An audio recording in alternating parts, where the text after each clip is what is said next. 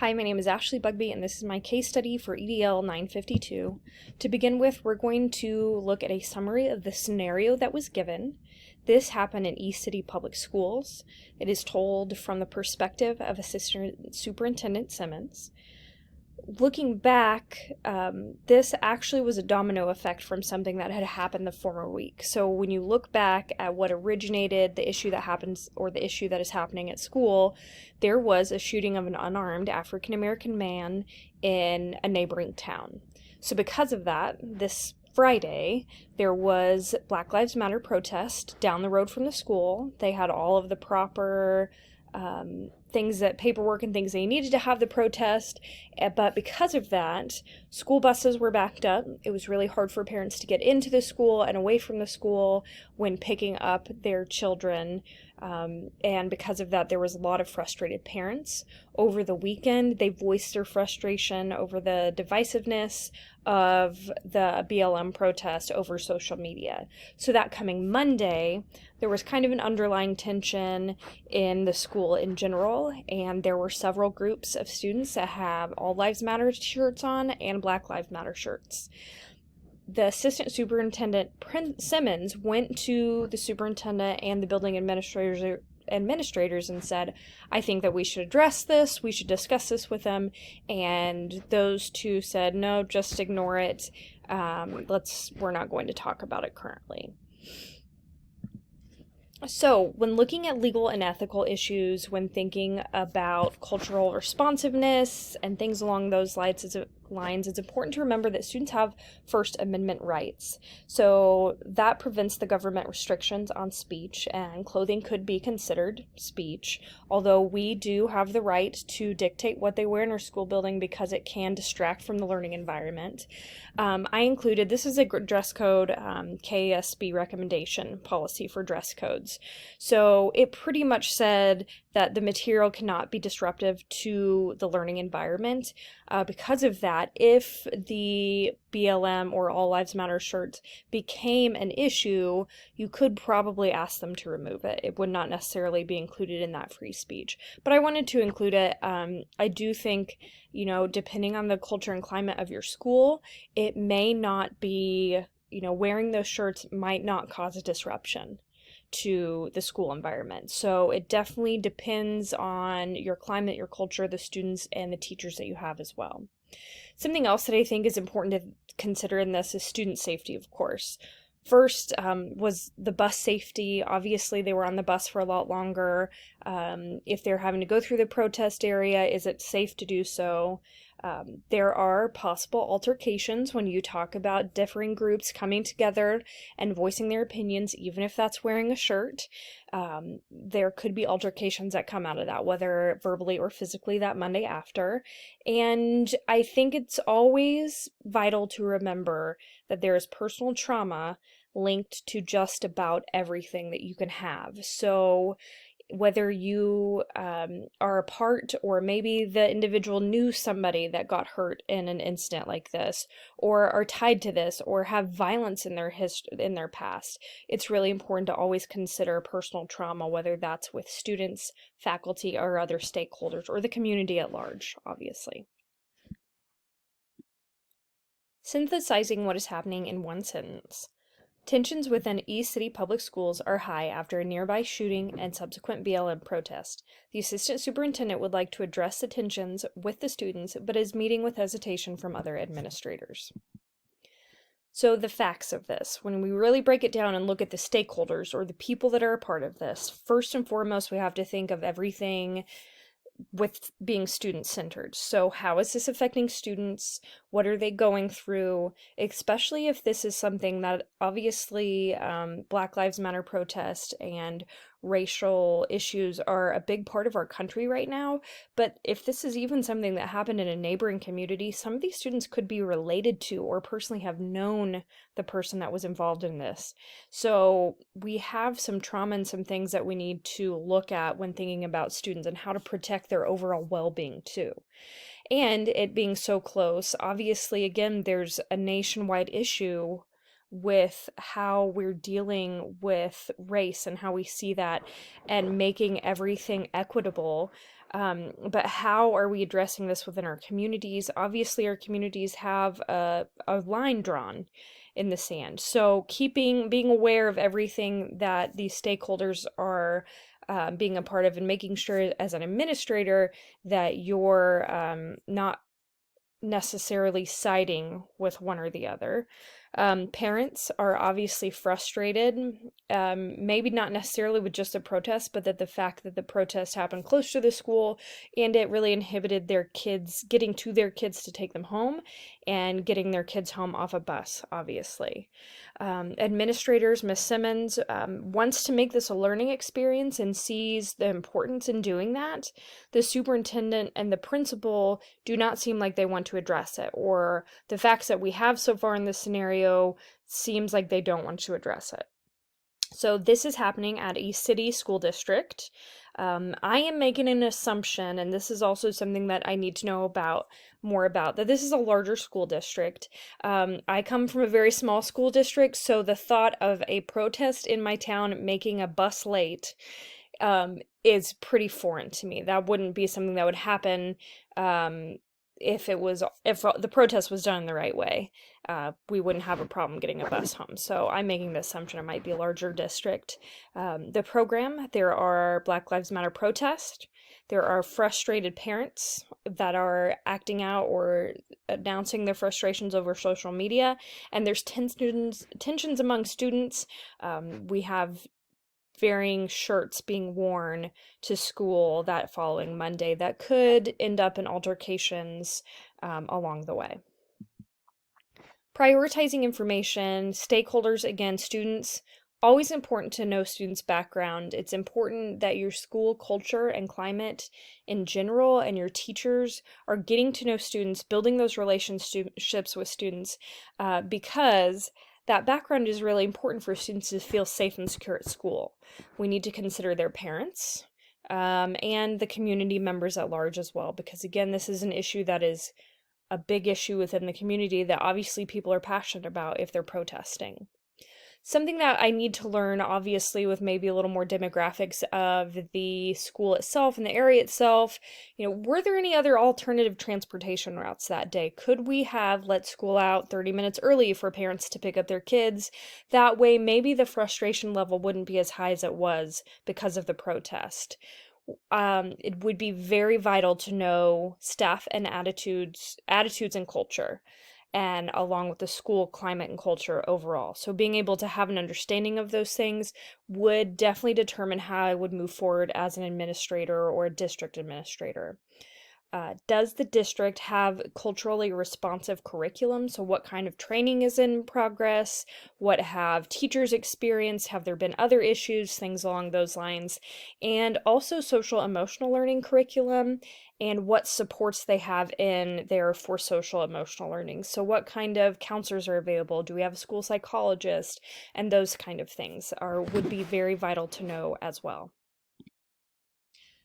Next, we're going to look into the options of what Miss Simmons can do from now.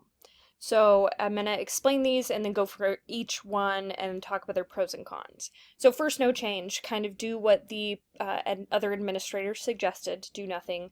I would be, and I should have added this to the slide earlier, I would be interested in discussing with the superintendent and other administrators when they said, don't do anything, don't address it, if they if that was just a drop it, don't ever talk about it, or if it was a drop it for now, we'll address it later. I would be interested to know that. But option 2 would be to in some way address the tensions in a school-wide manner.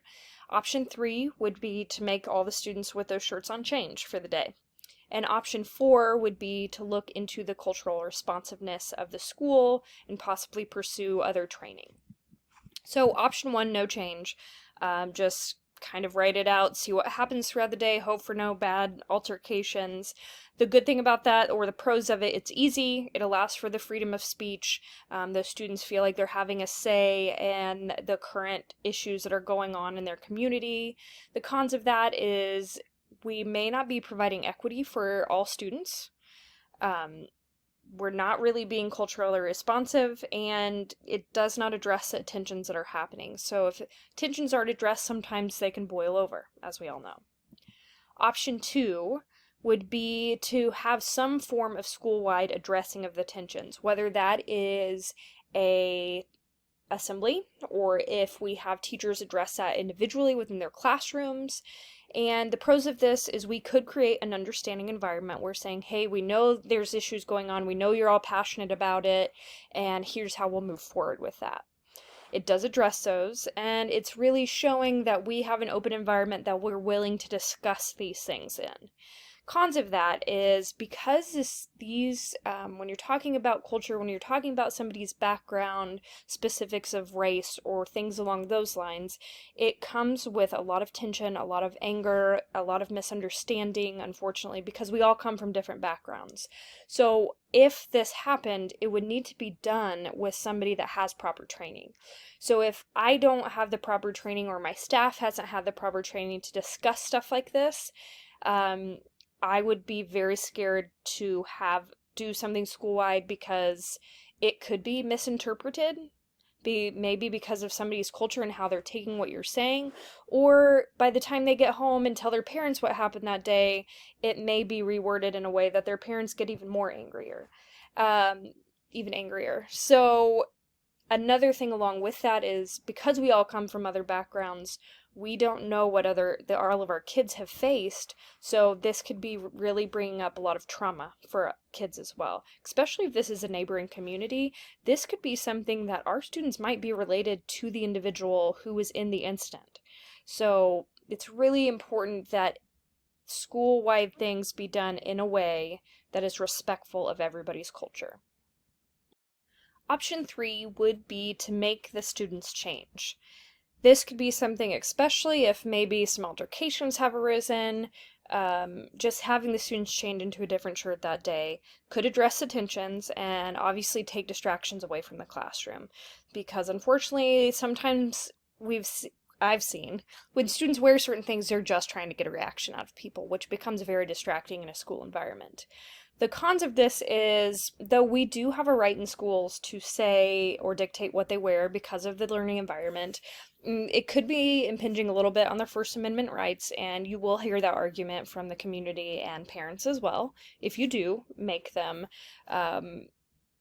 change. Also, we're not addressing the social injustice that has been happening in the area.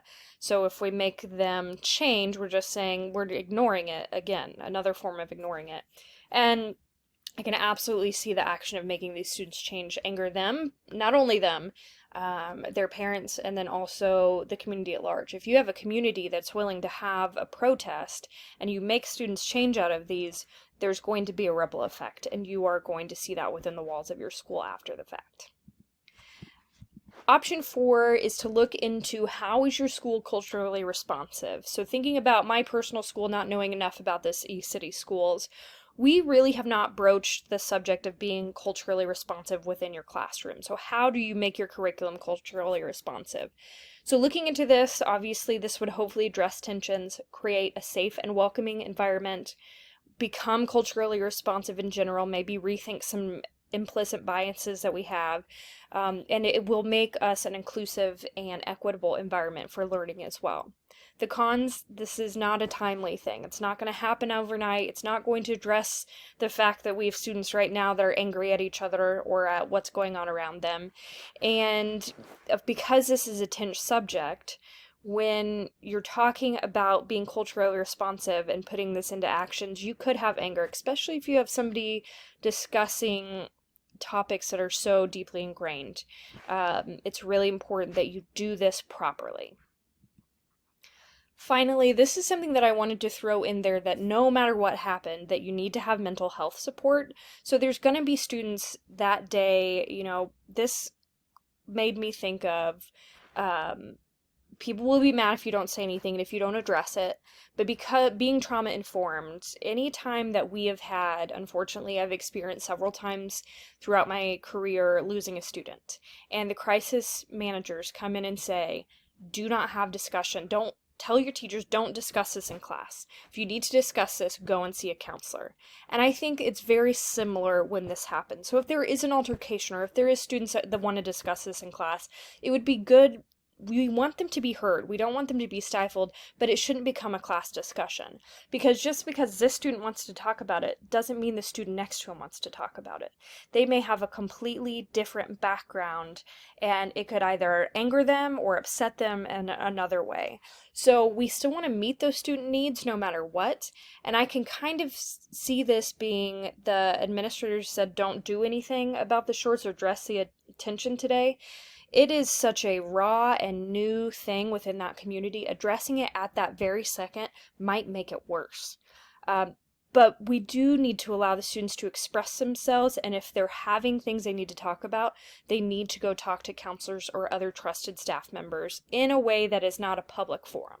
So that's why I wanted to put this in here. I think that's important to think of across, no matter what option you choose, that's really important to think of.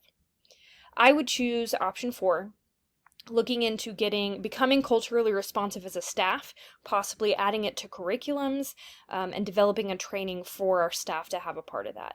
Obviously, it's going to make an equitable learning environment inclusive. We need to provide training and resources for educators to do this because it is a really important and vital and touchy subject, to be completely honest with you. This is definitely the option that would have success for students and consider their overall well-being the most. To implement option 4, I think one of the first things that I really want to do is have a staff discussion over the issues and concerns about what is happening right now within the school and the community at large. Create an understanding of those feelings. What are these teachers seeing within their classrooms? What are they seeing in the hallways? Is there something that we need to be, taking care of right now? How do we become culturally responsive? Why is it important? And then also possibly determining the biases that these teachers might have and not even realize it. The next thing I would do is, amongst those teachers, ask for volunteers that would come together to help figure out what kind of culturally responsive training or professional development or curriculum that the school should pursue. And hopefully this group would be representative of lots of different grade levels, different subjects, and they would work together collaboratively to determine what the school should pursue as far as this training should go so that we can become culturally responsive. Next, we would have that training, and instead of making sure that we don't just have one day of training and that fixes everything, it needs to be continuous. You need to have supports in place and resources in place for teachers, and it needs to be continuous for somebody to become truly culturally responsive. And I would also think that it would be important to find an expert in this field that is exterior of not only your school, but possibly your community.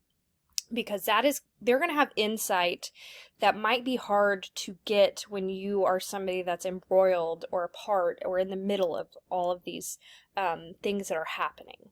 So it would be important to me to hopefully find an exterior expert to be a part of it. And of course, with any professional development or anything we do with education, I hope that we evaluate it as we go to ensure that it's getting the results that we want. We're considering students' well-being, and that if we need to make changes, we can to address the needs of our students and staff. I would also look into possibly starting student support groups. So are there groups that don't feel like they're represented within your school? And seeing if there are staff members that would like to take on creating these support groups so that students feel like they can advocate, they have social justice, and hopefully some sort of civic engagement that they may not feel like they have currently. And finally, I feel like maybe the district missed the boat on transportation plans the day of the protest. These protests were allowed and they had all the proper paperwork. So to me, that says the city knew it was happening. The city set them up of where to be, knew what time it was happening. So the city and the school district maybe could have worked together to better plan the release of students that day to avoid that area altogether, if at all possible. And maybe that would have kept some of that anger and frustration that those parents felt, would have lessened that at least. Reflecting on this, I think this is a part of building a safe and engaging environment, becoming culturally responsive. We need to consider community climate and culture, not only the school climate and culture. We need to be, as district leaders, need to be aware of issues that could become a part of the school environment. So not just what happens within our walls, what's happening in our community, what's happening in our state and our nation and our world that could trickle in. And a lot of that is becoming, the cultural issues that we're having could come into our doorway. Even if we're in the middle of Kansas in a small district, it's definitely going to affect these students. They're seeing it. We have to address cultural responsiveness. This is something that needs to be done nationwide to make sure that everybody feels inclusive and that we are responding to students and providing for their well-being all the way around. And these are some of the resources that I used. Thank you.